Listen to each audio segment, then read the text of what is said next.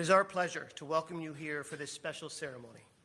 This room often bears witness to important moments in the history of our nation, and with today's ceremony, you are becoming part of that history. I, Dominic LeBlanc, do solemnly and sincerely promise and swear that I will be truly and faithfully and to the best of my skill and knowledge execute the powers and trusts reposed in me as Minister of Finance and Intergovernmental Affairs.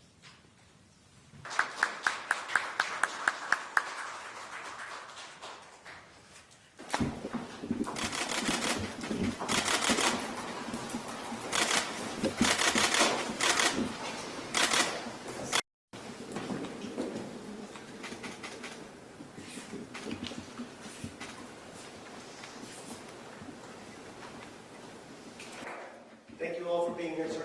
Merci beaucoup.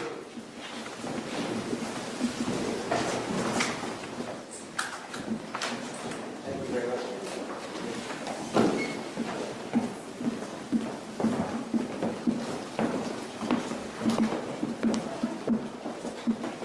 You guys look cold. So, bonsoir tout le monde. It's an honor for me tonight to become Canada's Finance Minister and to remain as the Minister of Intergovernmental Affairs.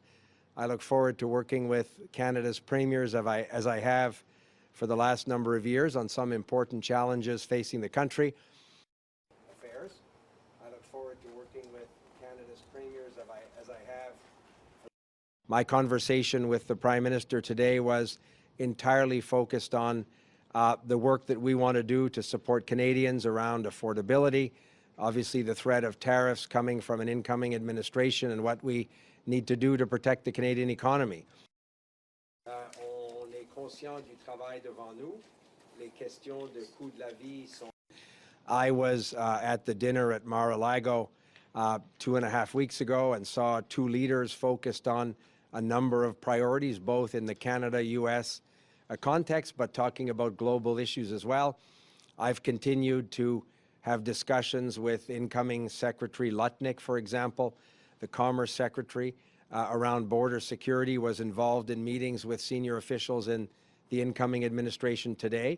So the one thing I think the American administration will respect is a government that's focused on our common priorities, on the shared issues around border security, economic prosperity. Those are the issues that I'll work on very happily with our American counterparts once they're sworn in. Around border security, was involved in meetings with senior officials in the... Chrystia Freeland is somebody that I have worked with for well over a decade. She's somebody that I admire as a colleague, that I appreciate as a friend. She has accomplished a great deal for our government as Foreign Affairs Minister, as International Trade Minister, as Intergovernmental Affairs Minister, and most recently as Finance Minister. She has a proud record of delivering for Canadians programs as important as a national childcare program, the Canadian Dental Benefit. So I'm proud of her record as Minister of Finance. She's contributed to the public policy life of our country in an exemplary way.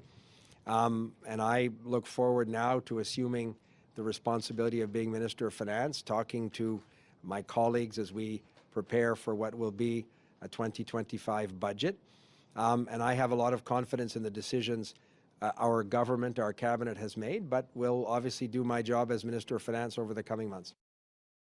Draft that for half an hour. You can't stay 10 more minutes?